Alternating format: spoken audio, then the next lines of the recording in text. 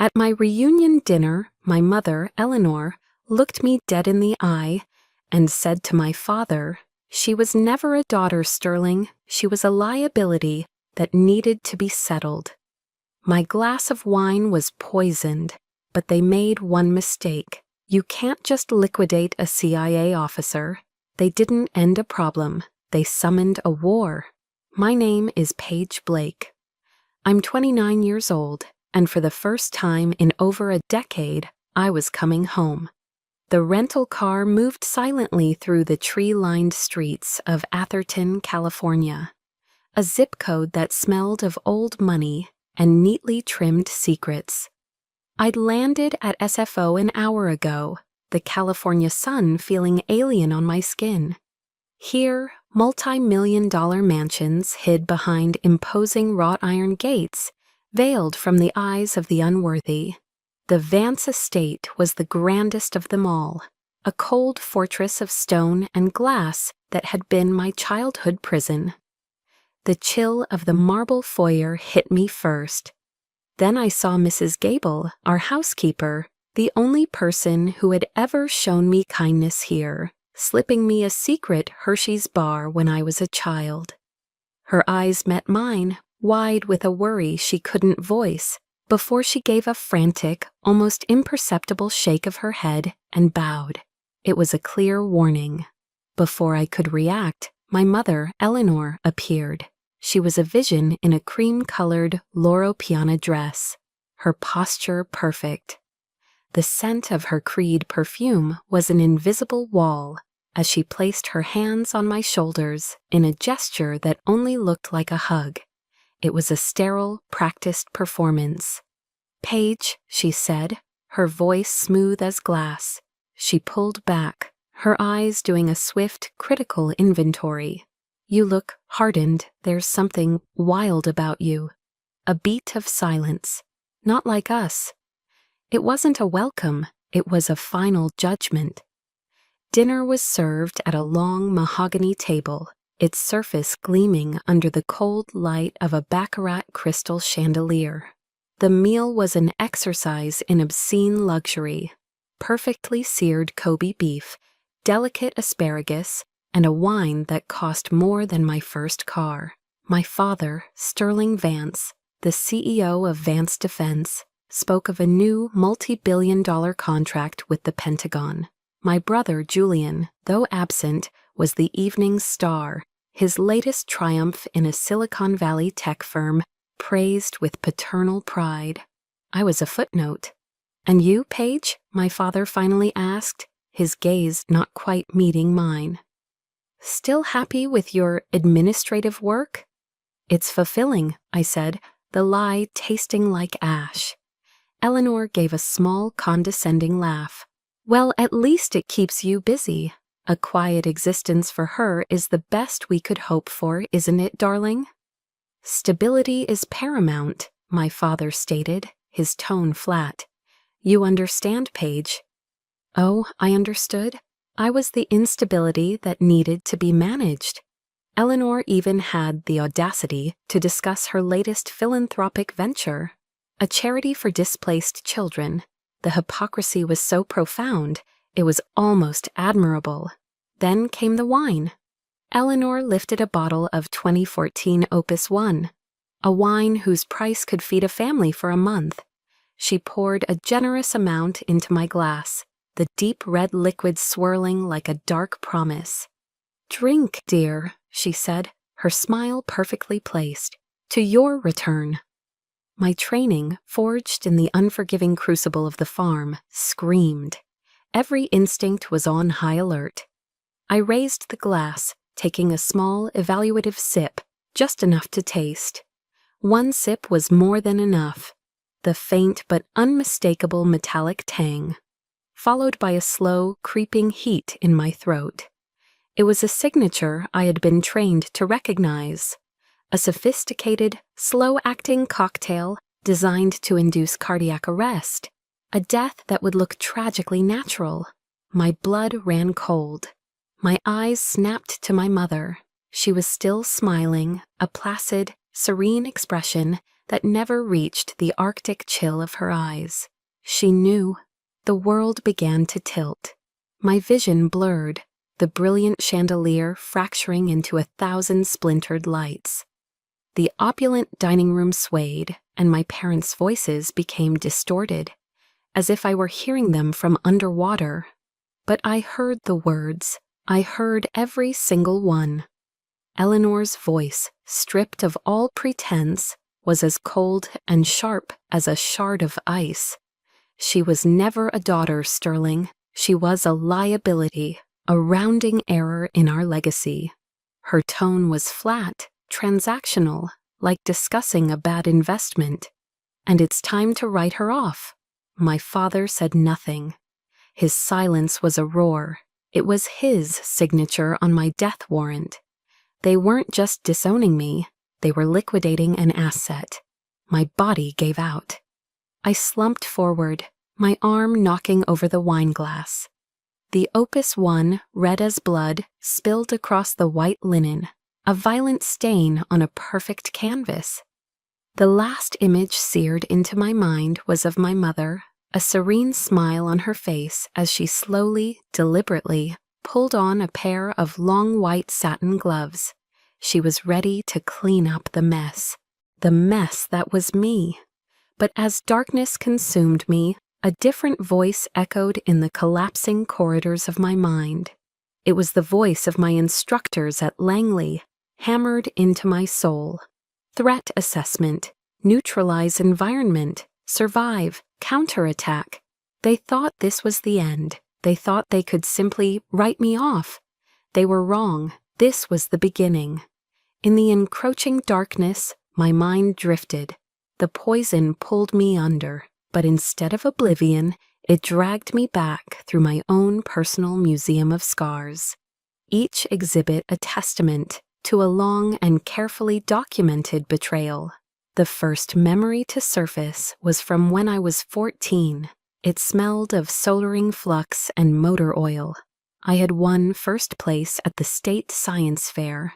My project, an autonomous robotic arm I had built from scratch, had been my entire world for months. I'd spent sleepless nights in the garage, my hands covered in grease and small burns from the soldering iron, my mind electric with purpose. I came home that day, clutching the heavy gold-plated trophy, my heart pounding with a childish excitement I hadn't yet learned to suppress. I found my mother in the living room arranging flowers. She glanced at the trophy, then at my grease-stained jeans, and her perfectly sculpted lips tightened in distaste.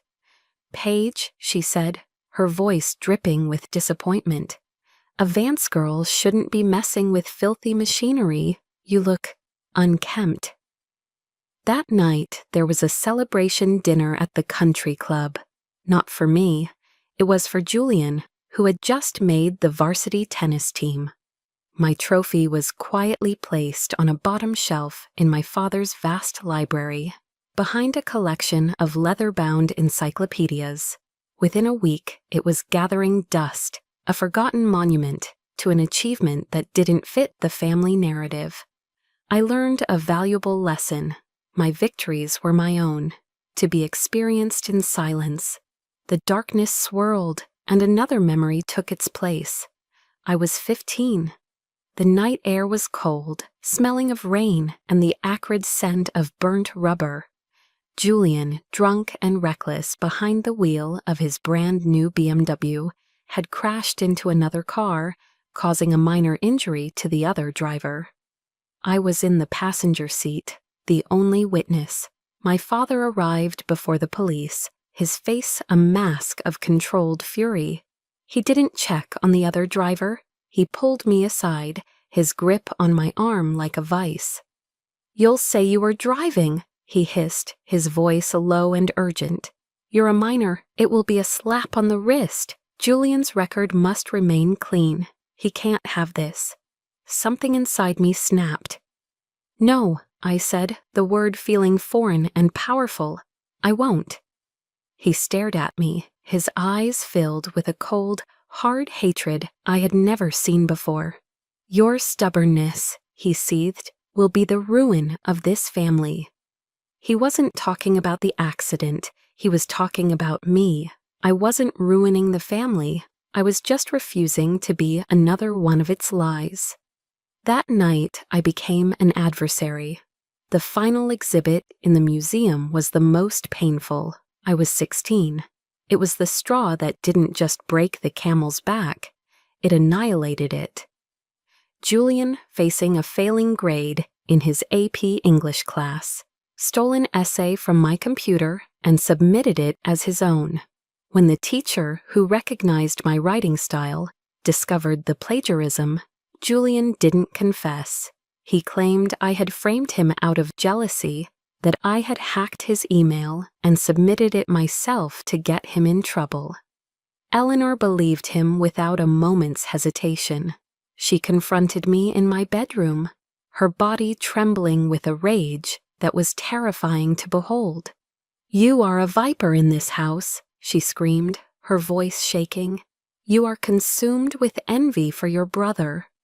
Then she did something I would never forget. She grabbed my birth certificate from my desk drawer, held it in front of my face, and ripped it in two. The sound of tearing paper was louder than her screaming. "I wish you had never been born," she shrieked, the pieces fluttering to the floor like dead leaves. My father stood in the doorway, a silent spectator to my execution. When my mother's tirade subsided, he spoke a single quiet sentence. "Go, before you do any more damage." That was it. No trial, no defense. I was found guilty. I packed a single duffel bag that night and walked out of the house, the torn pieces of my identity still scattered on the carpet. I was invisible, a ghost in my own home, and now I was being exorcised. As I walked down the long, winding driveway toward the cold iron gates, a soft, wrinkled hand grabbed my arm. It was Mrs. Gable. In the faint glow of the porch light, I could see tears streaming down her cheeks. She pressed a small roll of cash and a hastily made sandwich into my hand. "Go, little one," she whispered, her voice thick with emotion. "Go and make a life for yourself, a real life. This place, it doesn't deserve you." It was the only act of kindness I received that night, a tiny flickering candle in the blizzard of betrayal. For years, the memory of her warm hand was the only thing that kept me from believing I was truly and completely worthless. It was my proof that I had, at one point, existed. A sudden, sharp gasp for air brought me back to the present. The smell of damp earth and mold filled my nostrils. I wasn't in the dining room anymore. I was in the wine cellar. My CIA training kicked in instantly, a reflex overriding the fog of the drug. Assess, orient, decide, act. I did a quick mental and physical inventory. No obvious injuries, but my limbs felt heavy, my thoughts sluggish. No weapons, no communication devices. They had stripped me clean. They had dragged my unconscious body down here, planning to stage what? A disappearance? An accident? They had left me for dead. But then I saw it. On a small, dusty wooden crate beside me sat a single butterfly-shaped hair clip. My hair clip. They must have removed it while moving me. A detail, a mistake, a fatal one. They were sloppy. They were arrogant. They thought they had disposed of a family problem, a difficult daughter who had outlived her usefulness. A cold, sharp clarity cut through the last remnants of the drug. I looked around the dark, damp cellar at the racks of priceless wine, standing silent sentinel. I thought of the girl who won the science fair, the girl who refused to lie, the girl who was cast out into the night with nothing but a duffel bag. And I had to ask myself, did they really think I was still that 16-year-old girl? Did they forget what kind of world they threw me into? They had thrown me into the world, and the world had not been kind. After leaving Atherton with the few $100s Mrs. Gable had given me, I fled to the sprawling, anonymous concrete jungle of Los Angeles. I learned the hard way that survival has a steep price. My first few weeks were a blur of sleeping on park benches in MacArthur Park and checking into squalid motels that smelled of damp desperation. I learned the sharp, gnawing ache of real hunger, a feeling utterly alien to the girl who grew up with catered meals. I took any job that would have me. I washed dishes in a sweltering Mexican restaurant in Boyle Heights, my hands raw and blistered. I cleaned toilets at a movie studio in Burbank, invisible to the glamorous people who swept past me. It was there, on my hands and knees scrubbing a floor, that I glanced up at a television monitor in the lobby, and I saw her. My mother, Eleanor Vance, was at a charity gala, bathed in the soft glow of television lights. She was delivering a speech about compassion and social responsibility, her voice ringing with false sincerity. The Chiron at the bottom of the screen announced she had just donated $2 million to the cause. She was donating millions to save the world, while her own daughter, miles away, was debating whether a loaf of bread with the first spots of mold was still safe to eat. The image of her perfect, benevolent smile on that screen was the most profound humiliation I had ever endured. It wasn't just that they had cast me out, it was that they had forgotten me so completely. That winter, I nearly broke. One night, a torrential rainstorm swept through the city. I was soaked to the bone, shivering uncontrollably under the flimsy awning of a closed storefront, the cold seeping into my marrow. I was hungry, exhausted, and utterly alone. For the first time, I considered giving up, just letting go. That's when an old man appeared through the sheets of rain. He was broad-shouldered and weathered, with the unmistakable posture of a former military man. He was the owner of a small, gritty boxing gym next door. He didn't ask questions, didn't offer pity. He simply handed me an umbrella and a steaming styrofoam cup of soup from a nearby deli. "You look like a fighter," he said, his voice a low, gravelly rumble. "You just haven't found your war yet." His words and the simple, unconditional act of kindness shocked my system like a defibrillator. He saw a fighter where I saw only a victim.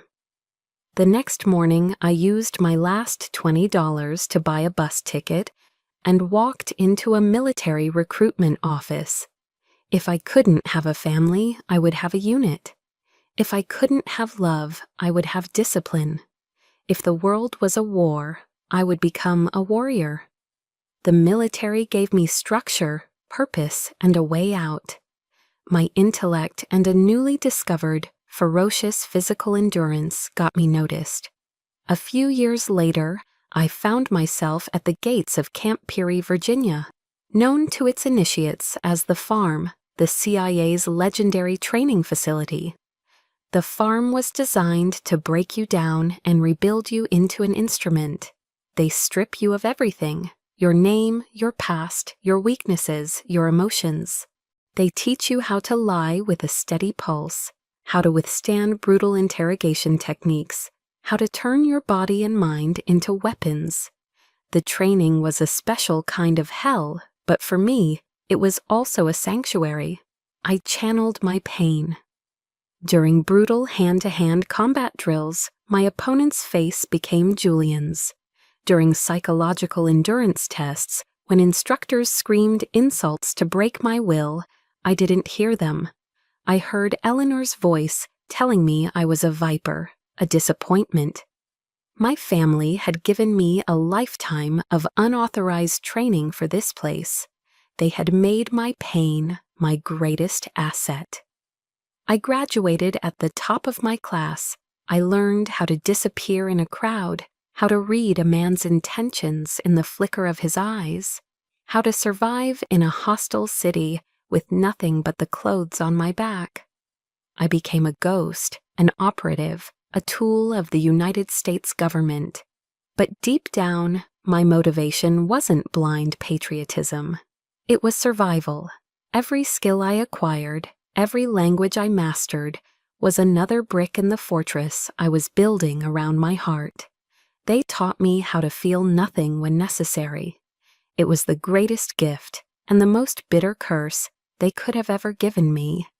And now, standing in the cold, damp wine cellar of the Vance estate, I finally understood my true inheritance. It wasn't stocks or real estate, or a name that opened doors. My inheritance was the scars, the resilience, the lethal silence I could deploy at will. My father had built an empire of steel and gunpowder.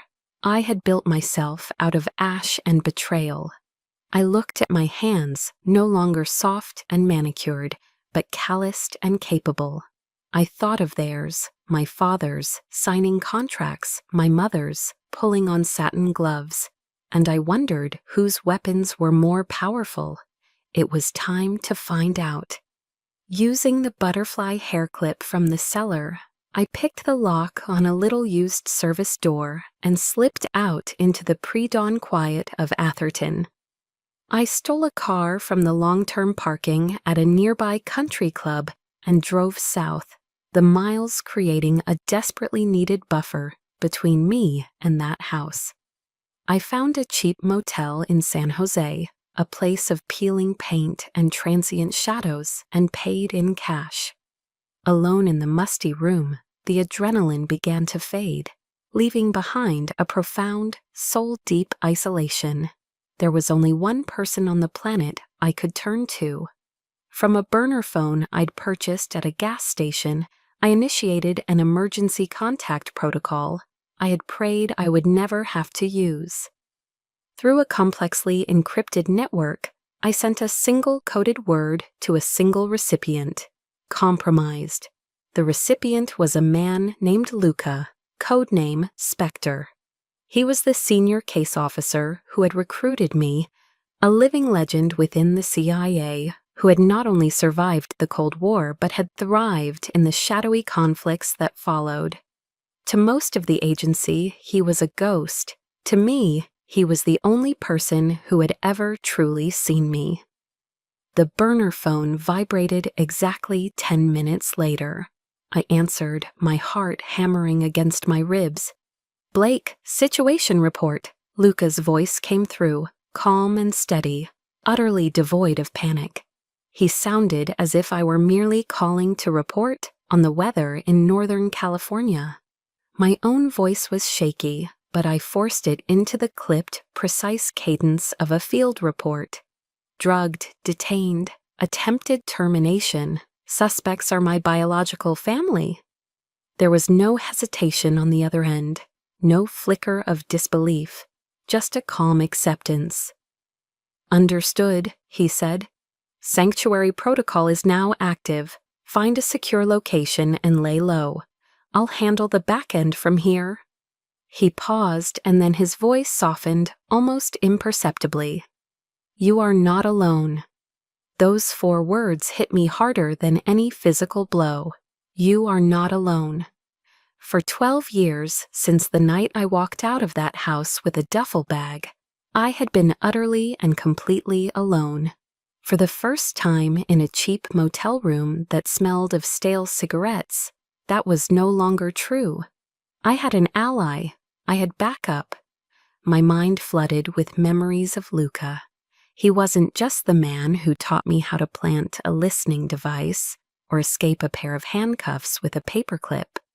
He was the man who sat with me in a sterile debriefing room after my first mission in Bogota, where I had witnessed horrors that still haunted my nightmares.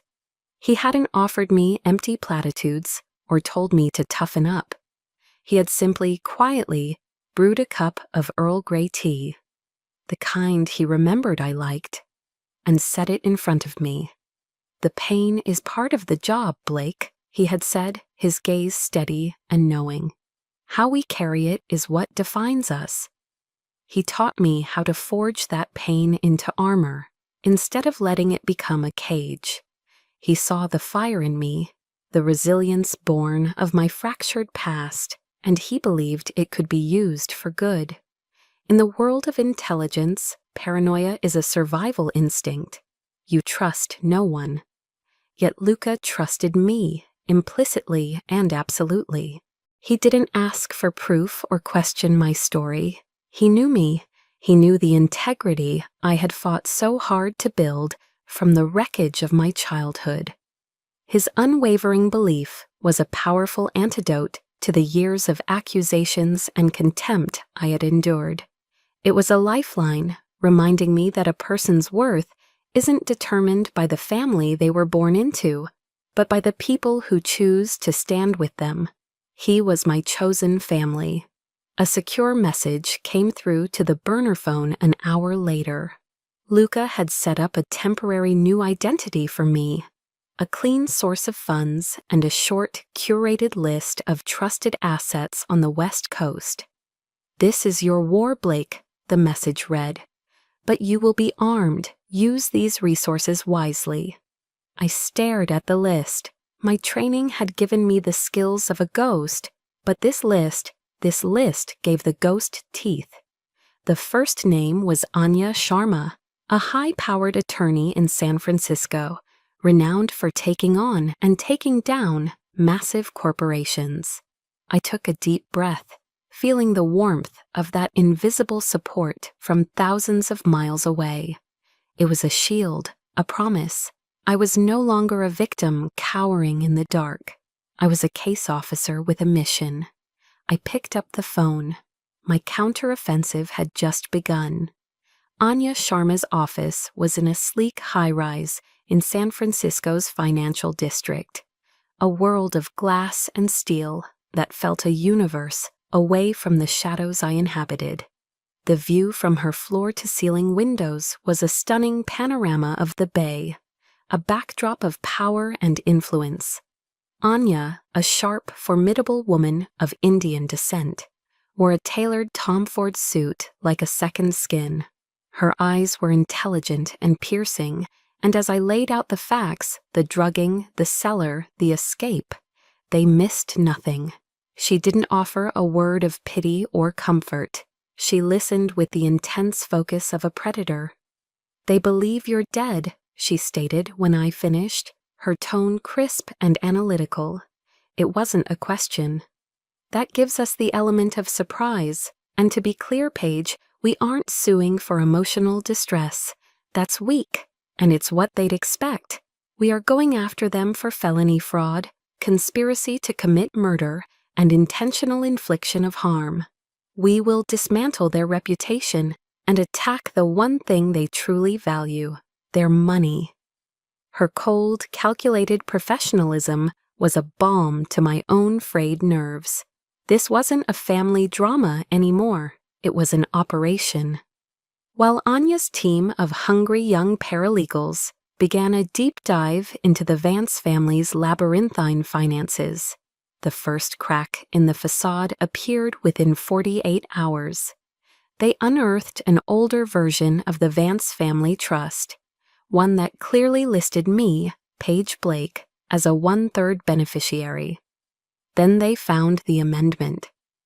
6 months ago, my name had vanished, my entire share, a fortune that could have let me disappear and live comfortably for the rest of my life, had been quietly redistributed to my brother Julian. The amended document had been officially filed just 3 weeks before Vance Defense publicly announced a landmark $5 billion arms contract with a Middle Eastern nation notorious for its human rights violations. Anya slid a printed clause from the contract across her vast mahogany desk. I read the sterile corporate language. A key provision required the executive board of Vance Defense to be of complete and unquestionable stability, free from any potential or pending familial disputes that could compromise security or public image. She looked at me, her sharp eyes holding mine. "They didn't just disown you, Paige. They liquidated you. You were a potential to familial dispute that could have jeopardized the deal. They sold you for a contract." The words hung in the air, cold and heavy. I wasn't a daughter. I was a line-item liability that had been deleted to close a deal. While Anya attacked the financial front, I worked the forensic one. Luca's list led me to Rex Donovan, a gruff but brilliant former NTSB investigator who now worked as a private consultant. We met near the quiet, wooded road where my family had staged my disappearance. They had left my rental car crashed against a tree, a scene designed to look like I had panicked and fled after a single vehicle accident. Rex surveyed the scene with a practiced, cynical eye. He was a man who believed every accident had a story, and this one, he said, was pure fiction. "Airbag deployed pre-impact," he grunted, pointing at the sensor data he'd downloaded from the car's black box. "Someone triggered it remotely, amateur hour." He then held up a small vial containing a sample of the blood they had smeared on the steering wheel. "And this blood, it's not yours. I had the DNA run against a sample you provided. It's a complete mismatch. A John Doe from a medical supply company, probably." Their arrogance was insulting. They thought a crashed car and a fake bloodstain were enough to erase a CIA officer. They had no idea who or what they were dealing with. The final piece of the local puzzle came from a grainy security camera video from a 24-hour convenience store half a mile from the crash site. The footage was time-stamped just 7 minutes after the 911 call reporting the accident. A figure in a dark hoodie emerged from the woods, frantically looking around before scrambling into a black SUV that had been waiting with its lights off. As the figure turned to get in, the harsh fluorescent light from the store illuminated his face for a single, damning second. Julian, my brother. The family's golden boy, the perfect polished heir, was the on-the-ground operative. He was the one who had wiped down the car, planted the blood, and run away into the night. This betrayal, in its pathetic, cowardly execution, somehow hurt more than my mother's cold-blooded command. But the biggest shock was yet to come. Back in the stale air of my motel room, I used my secure credentials and a satellite link to access the CIA's internal servers. I just needed to pull my mission logs from Panama, my ironclad alibi. The screen flashed a result that made my blood run cold. Access denied, data not found. My entire operational file from that week, every check-in, every report had been scrubbed, wiped clean. My burner phone rang. It was Luca. For the very first time since I'd known him, I heard a trace of genuine tension in his voice. "Blake, we have a problem, a big one." That delete order didn't come from inside the agency. It was routed through a high-level server at Vance Defense using a classified backdoor that almost no one knows exists. A cold dread settled in the pit of my stomach. This was impossible. "Your father isn't just an arms dealer," Luca continued, his voice grim and low. "He has reach, deep. This isn't a family matter anymore, Paige. This has just become a matter of national security." Luca's words, "a matter of national security," hit me like a physical blow. The news that my alibi had been scrubbed from CIA servers wasn't just a complication. It was a profound violation. The agency wasn't just my employer. It was my sanctuary, the only institution on Earth where I felt I belonged, where my skills were valued, where my past didn't matter. They had taken the one clean part of my life and smeared their filth all over it. They had reached with their dirty corporate hands into the heart of Langley and turned the Central Intelligence Agency into a tool to cover up a squalid family crime. The fury that ignited inside me was no longer a slow burn. It was a nuclear detonation. They had crossed every conceivable line. They didn't just want to kill me. They wanted to erase my very existence, to wipe out the years of service I had given to my country as if they had never happened. I stumbled into the cheap motel bathroom and stared at my reflection in the cracked mirror. But I didn't see my own face. I saw my father's, smug and bloated with power. I saw my mother's serene, sociopathic smile.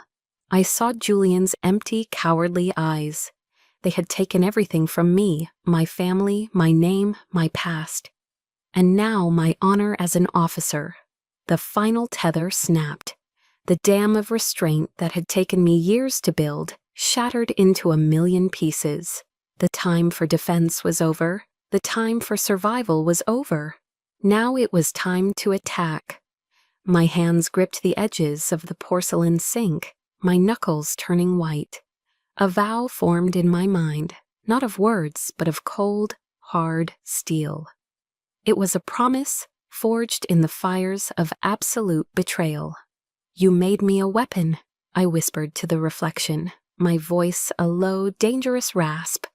"You taught me to hunt in the dark. You taught me to exploit weaknesses, to set traps, to wait for the perfect moment to strike. You made me this monster to serve your purposes." I leaned closer, my eyes locking onto the stranger in the mirror. And now this monster has come home. I pulled out the burner phone. My hands were perfectly steady now. The rage had coalesced into something far more dangerous: purpose. I dialed Luca. He answered on the first ring. "Blake." "Spectre, I need something," I said, my voice devoid of emotion. "Something off the books." There was a long pause on the other end. I could hear him weighing the risks, the implications. "Go on, Blake." "I need the current identity and location of Marcus Thorne, former lead auditor for Vance Defense. The official record says he died in a car accident 5 years ago. I don't believe it." This was a massive ask. Using agency resources for a personal vendetta could land me in a federal prison. It was a line I had never dreamed of crossing. But they had dragged the agency into this. They had made it a matter of national security. Now I would use that to my advantage. Luca was silent for another moment. He understood. "I'll see what I can do," he said finally. "But be careful, Paige. The path you're on now, there's no coming back." "I know," I said. "I'm not planning on it." While I waited for Luca, I made another move, one that was arguably even riskier. Using a layered anonymizing protocol I'd learned at the farm, I sent an untraceable text message to a company phone belonging to a woman named Chloe Mercer. She was a mid-level archivist at Vance Defense. Her father, a brilliant engineer, had been a Vance employee who had died of a sudden heart attack years ago, shortly after being discredited for raising concerns about a missile guidance system. The message was simple, just one sentence designed to plant a seed of doubt in fertile ground. "They lied about your father's death, and they're lying about a lot more. I know some of you listening might think this was reckless, a gamble I shouldn't have taken.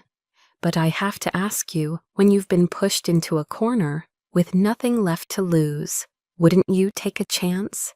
Wouldn't you roll the dice on the one person who might understand what it's like to have their family's honor destroyed by the same people?" I didn't know how she would react. She could report me. She could ignore it. But in an asymmetrical war against a giant, you don't win with brute force. You win by creating allies in the most unexpected of places. I had just lit a fuse deep in the heart of the Vance Empire. Now all I had to do was wait for it to burn. A few hours after my request, an encrypted message from Luca appeared on the burner phone. It was brief and to the point. "Thorne, alive. Alias in Bend, Oregon. Coordinates attached. Extreme caution advised. Subject is paranoid and armed. I didn't hesitate. I drove through the night, pushing the stolen car across the desolate highways of the West Coast. Bend, Oregon, a small town nestled in the shadow of the Cascade Mountains, was the perfect place for a dead man to hide.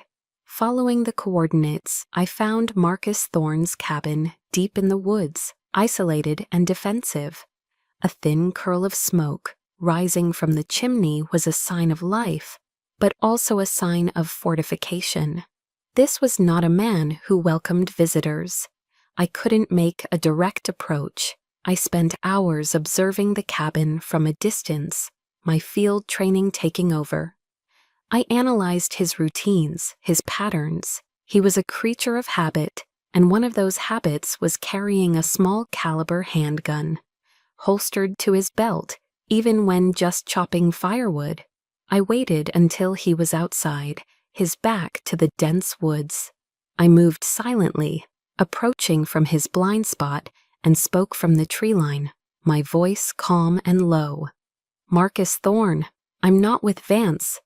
He spun around in an instant, the gun in his hand, and pointed at my chest before I could blink. "Who are you?" he rasped, his voice hoarse from disuse. I raised my hands slowly, showing they were empty. "My name is Paige Blake," I said, keeping my voice even. "I'm the daughter Sterling Vance tried to have killed last week." His eyes, narrowed with fear and suspicion, flickered. The fear didn't vanish, but a new emotion joined it, wary, desperate curiosity. He lowered the gun just an inch. "Get inside," he commanded. The air inside the small cabin was thick with the smell of stale coffee, wood smoke, and years of resentment. The walls were a chaotic collage, a shrine to his obsession. Financial charts, newspaper clippings of Vance Defense's triumphs, and scribbled paranoid notes were pinned everywhere.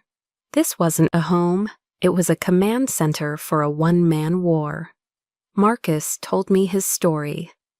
As the lead auditor, he had stumbled upon a multi-hundred-million-dollar slush fund, used by the Vances to bribe foreign officials and cover up catastrophic weapons test failures. When he was preparing to blow the whistle, they had arranged a car accident. They killed an innocent man, a drifter, and planted my ID on the body, Marcus said, his voice trembling with a rage he'd been nursing for 5 years. They erased me. He had been living in this self-imposed prison ever since, haunted by the empire that had destroyed him. He was a ghost, just like me.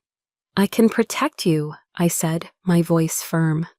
"I can give you your life back, but I need your weapons."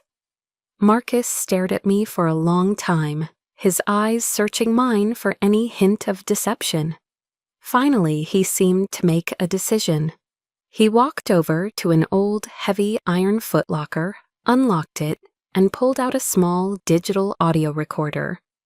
"I planted this in Sterling's private conference room the day before I died," he said, his hand shaking slightly as he held it out. "It's voice activated. It recorded everything." He pressed play. A voice, elegant and chillingly familiar, filled the small cabin. It was Eleanor. "The girl is the last loose end. Eliminate the liability. Everything will be buried." Then came Sterling's voice, discussing with his lawyers how to handle Julian's various legal troubles, including a recent arrest in Mexico, quietly and permanently. It was all there. The conspiracy, the motive, the utter lack of morality. It was the smoking gun. When I returned to my motel in San Jose, another piece of the puzzle was waiting. An encrypted email had arrived from an unknown address. The sender was Chloe Mercer. "I believe you," the message began. "My father dedicated his life to Vance Defense. When he discovered a fatal design flaw in a new missile system, They fired him and branded him a traitor. He died of a heart attack a few months later. My mother always said he died of a broken heart. I will help you. Tell me what you need. My gamble had paid off. I sent her a secure reply, asking for two things from the Vance legal archives: the sealed records of Julian's arrest in Mexico and the original unamended version of the Vance family trust document. An hour later, the files were in my inbox. I had it all: the trust fund fraud, the staged accident, Julian's criminal record, and the audio recording of my own death sentence being ordered. I looked at the mountain of evidence on my laptop screen. My allies were the ghosts of my family's creation: a disgraced auditor, a dead engineer's daughter, and me. Marcus had been right. It was time for the ghosts to speak. The San Mateo Superior Court was a theater of power, and on this day, it was sold out. The polished wooden benches were packed. Journalists, hungry for a scandal, were crammed into the press gallery, pens poised. Rival attorneys, smelling blood in the water, were scattered throughout the crowd. And of course, there were the members of Atherton High Society, a flock of vultures in designer clothes, all eager to witness the private drama of the seemingly perfect Vance family explode into public view. I sat beside Anya, a silent still point in the swirling vortex of my own making. Across the room, my family occupied the front row as if it were a royal box. They were a perfect portrait of untouchable wealth and arrogance. Eleanor was immaculate in a winter white Chanel suit, her expression one of bored indignation, as if she were being forced to endure a terribly common civic duty. Sterling looked formidable and severe, the titan of industry wrongly bothered by a triviality. And Julian just looked bored, idly scrolling through his phone, a picture of privileged indifference. Their lead attorney, a slick corporate predator named Arthur Delacroix, radiated an oily confidence. They weren't just certain they would win. The possibility of losing hadn't even occurred to them. When Anya Sharma rose to speak, her presence calm and commanding, Delacroix immediately shot to his feet to cut her off. "Your Honor," he began with a contemptuous sneer, "this is a desperate and frankly pathetic attempt by a disgruntled, unstable daughter to extort money from her loving family. There is no case here, only a shakedown. We move for immediate dismissal." The judge, a woman in her late 60s named Judge Marion Shaw, was known for her sharp mind and no-nonsense demeanor. She peered at Delacroix over the top of her reading glasses, her expression unreadable. "Mr. Delacroix," she said, her voice quiet, but carrying the weight of absolute authority, "this is my courtroom. You will speak when I invite you to. For now, sit down. Let Ms. Sharma speak." Anya gave a slight nod of acknowledgement and turned to the large presentation screen behind her. The first shot was about to be fired. "Your Honor, the defense claims my client, Paige Blake, was involved in a single car accident on the night of October 11th, after which she supposedly fled. However, we have here a partially declassified mission log from the Central Intelligence Agency. The document, heavily redacted but with key sections legible, filled the screen. This log proves that on that date, Officer Paige Blake was, in fact, conducting a sensitive national security operation for the U.S. government in Panama. A low murmur rippled through the courtroom. As if on cue, a side door opened and a stern-looking man in a dark, conservative suit entered. He approached the bench and, in a formal tone, identified himself as a representative from the CIA's Office of the Inspector General. He formally authenticated the document for the court. The atmosphere in the room shifted palpably. I watched my family. Delacroix looked flustered for the first time. his smug confidence faltering. Sterling's brow furrowed, his expression hardening from annoyance to concern. Eleanor remained impassive, a perfect marble statue of composure, but I saw her hand, adorned with a massive diamond, tighten on her expensive Hermes handbag. Anya let the moment hang in the air, allowing the implication to settle before delivering the second, more brutal blow. "And now, Your Honor," she said, her voice resonating with theatrical calm, "we would like to play a piece of audio for the court." She clicked a button on her laptop. A voice, clear and crisp, filled the silent courtroom. It was elegant, cultured, and utterly chilling. It was Eleanor's. "Put the hair clip in the glove box. It's a personal touch. No blood, no trauma. It will look like a minor accident. We'll say the girl panicked and ran." A collective gasp swept through the gallery. The journalists began scribbling furiously. I glanced at my mother. Her face, for the first time in my entire life, was a mask of pure, unadulterated shock. Her perfect composure finally, violently cracked. Delacqua shot to his feet, his face red. "Objection, Your Honor, this recording is completely inadmissible. It was clearly obtained illegally." Judge Shaw's gavel came down with a sharp, definitive crack that silenced him. "Objection overruled, Counselor. As I'm sure you're aware, this is a preliminary hearing, not a jury trial. The court will hear it. Now, for the last time, sit down." Anya waited for the room to quiet again. She was a conductor orchestrating their public execution. "Your Honor," she said, her voice now ringing with power, "the prosecution would like to call its next witness to the stand, Mr. Marcus Thorne."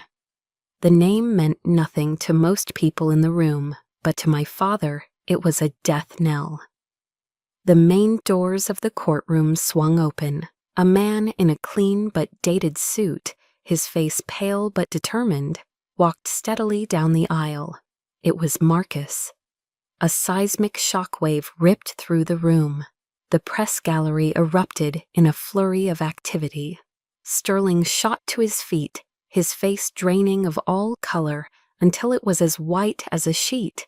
"No," he stammered, his voice a strangled whisper. "It can't be." Marcus Thorne took the witness stand, was sworn in, and then turned his gaze directly to my father, who was still standing, frozen in disbelief. "Hello, Sterling," Marcus said, his voice clear and steady. "It's been a while."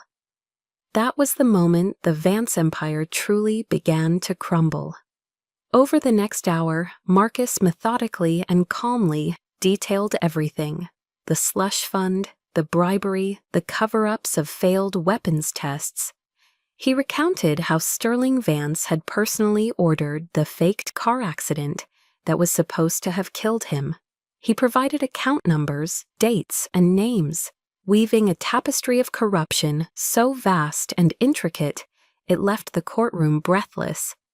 By the time he finished, the room was in utter chaos. Delacqua was frantically trying to object, to discredit, to do anything, but it was like trying to patch a dam with chewing gum. The judge's gavel banged repeatedly, a desperate attempt to restore a semblance of order. When quiet finally returned, she looked directly at my family. Her eyes were chips of ice, devoid of any mercy or compassion. "Based on the overwhelming evidence presented in this hearing," she declared, her voice ringing with the finality of a death sentence, "this court finds sufficient cause to order an immediate criminal investigation into Sterling Vance, Eleanor Vance, and Julian Vance on charges including, but not limited to, felony fraud, conspiracy, and attempted murder." She looked at each of them in turn, her gaze lingering for a moment on my mother's shattered, horrified expression. "This hearing is concluded." Her final gavel strike echoed through the silent courtroom like a gunshot. the sound that would forever mark the end of the long and fraudulent reign of the Vance dynasty. The fallout from the hearing was swift and brutal. The news spread like wildfire through the financial world. Vance defense stock plummeted, becoming worthless overnight. The Pentagon immediately suspended all existing contracts and launched a full-scale investigation.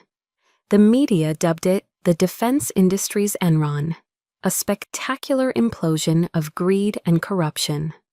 From my anonymous hotel room, I watched the empire my father had built, on a foundation of lies and cruelty, turn to ash on the evening news. I had expected to feel a sense of triumph, of victory. Instead, there was just a vast, cold emptiness. I had won, but the price of winning was everything. I had 3 final loose ends to tie up. The first was Julian. I visited him at the federal prison where he was being held. He wore a standard-issue orange jumpsuit that hung loosely on his now gaunt frame. The golden boy glow had been extinguished, leaving behind a hollow, pathetic shell. He looked up as I sat down opposite him, a thick pane of plexiglass between us. "Paige," he said, his voice a weak rasp through the speaker. "I'm sorry." I looked at him, not with hatred, but with a profound and weary pity. "No, you're not, Julian," I said, my voice steady and even. "You're not sorry for what you did. You're only sorry you got caught." I let the truth of that sit in the sterile air between us. "You never saw me as a sister. I was just an obstacle in your path. Another problem for Daddy to fix. Goodbye, Julian." I stood up and walked away without looking back, leaving him to the 25-year sentence he had earned, and to the hollow truth that he had authored his own destruction. My second visit was to my father. Sterling had suffered a mild stroke after the hearing and was now residing in a high-end long-term care facility overlooking the Pacific. I found him sitting in a wheelchair by a large window, staring out at the ocean, a king surveying his lost kingdom. He didn't turn or acknowledge me when I entered the room. His once commanding presence had shriveled into a fragile silence. On the table beside him, I placed the old Zippo lighter he had carried for years, its brass casing worn smooth. "You had a choice," I said softly, more to myself than to him. "You had a chance to be a father. You chose to be a CEO instead." I paused, waiting for a response that I knew would never come. "I hope it was worth it." He remained silent, his gaze fixed on the horizon. His silence was no longer a weapon of complicity. It was the empty, final silence of absolute defeat. I left, closing that chapter of my life for good. The most difficult confrontation was the last. Eleanor was under house arrest in the Atherton mansion, now a cold, empty mausoleum echoing with her failures. When she saw me, her eyes, once so cold and controlled, were wild with a frantic, cornered fury. "You!" she shrieked, her voice raw. "You've ruined everything. You were always a curse on this family." I looked at her, standing amidst the ruins of her perfect life, and I felt nothing but a distant, clinical detachment. "No, Mrs. Vance," I said, my voice quiet but firm. "I'm not the curse. I am the consequence of your choices." I held her crazed gaze. "You taught me that, in this world, only the strong survive. You taught me that sentiment is a weakness, and that all that matters is winning." I gave her a small, cold smile. "And I learned the lesson well, so thank you for the education." I turned and walked out of the house for the last time, her screams of rage and denial fading behind me until they were nothing but a faint, pathetic echo. That night, I stood on the balcony of my hotel room, looking out at the glittering expanse of San Francisco. The war was over. I had won. I had justice. I had destroyed the people who tried to destroy me. But after all of it, a question lingered in the sudden, terrifying silence. Who was I now? I was no longer a Vance. I was no longer an active officer operating in the shadows. For the first time in my adult life, I was completely and utterly free. And that freedom was both exhilarating and terrifying. The question was no longer how to survive. It was how to live. 2 weeks after my final visit to Atherton, I submitted my resignation to the CIA. Luca handled everything quietly, ensuring my departure was clean and absolute. In our last meeting, a bittersweet farewell in a quiet Virginia diner, he slid a small envelope across the table. Inside was a new passport with a new name and a clean slate. "You've served this country honorably, Blake," he said, his eyes kind. "Now it's time to serve yourself." I thanked him, my mentor, my chosen family, the only father figure I had ever known. As I drove away from Langley for the last time, I felt as though I were shedding an old skin. The weight of being Paige Blake, CIA officer, and Paige Vance, unwanted daughter, finally lifted. I was no longer a spy. I was no longer a victim. I was just a woman, searching for a place to call home. I found home in the most unlikely of places, a small rustic cabin on the edge of a frozen lake in Maine. The winters here were long and unforgiving, but the profound silence of the snow-covered landscape was deeply healing. The question that had haunted me in San Francisco, how to live, began to find its answers here. I spent my days relearning how to be a person instead of a weapon. I read books, not for intelligence gathering, but for the beauty of the words. I rediscovered Thoreau and Emerson, their philosophies on nature and self-reliance, resonating with my own search for peace. I started a small indoor garden, learning the simple, grounding pleasure of feeling the soil under my fingernails. And one day, I drove to a local animal shelter and adopted a goofy, oversized golden retriever with sad eyes. I named him Gable, a quiet tribute to the only person in that cold Atherton house who had ever shown me a moment of pure kindness. A few months into my new life, a small package arrived from Luca. Inside was my father's old Zippo lighter. Tucked alongside it was a small handwritten note on thick cardstock. "Your legacy isn't what they left you," it read. "It's what you survived." I held the Zippo in my hand, its familiar weight a ghost from another life. For a moment, I was tempted to flick it open, to see the flame.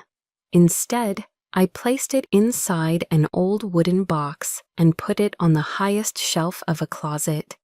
The past was a part of my story, but it would no longer define my future. My legacy would be written in the quiet, peaceful days to come, not in the fires I had walked through. Healing, I learned, is not a straight line. There were nights I still woke up with my heart pounding, the phantom feeling of a fight-or-flight response coursing through me. There were days when the silence of the cabin felt less like peace and more like crushing loneliness. But I kept returning to something the psychologist Viktor Frankl once wrote. When we are no longer able to change a situation, we are challenged to change ourselves. I couldn't change the betrayals, the cruelty, the years of feeling worthless. But I could change how I allowed them to affect my present. I learned to breathe through the moments of panic. I learned to sit with the loneliness until it passed. And I learned to forgive, not them, because what they did was unforgivable, but to forgive myself for carrying the weight of their sins for so long. This morning, I sat by the window with a hot cup of tea, watching the sun rise over the frozen lake. The sky bled into brilliant shades of pink and gold, painting the snow and ice with a breathtaking beauty. Gable was curled up at my feet, his soft, even breathing a comforting rhythm in the quiet room. For the first time in as long as I could remember, I felt a sense of peace, a complete and total peace. They had tried to erase my name, but I had found myself. They had tried to bury me, but they never knew that I was a seed. And here, in the quiet solitude of a Maine winter, I was finally beginning to bloom. My story has found its peace, but I know that for many of you listening, your own story is still unfolding. Maybe you've seen a reflection of your own family in mine, or felt the sting of being undervalued. If you have, please know this: you are not alone, and your worth is not determined by those who refuse to see it. If my journey has resonated with you, please subscribe to our channel. There are more stories like mine waiting to be told, stories of resilience, of finding strength in the broken places, and of building a new dawn, one sunrise at a time,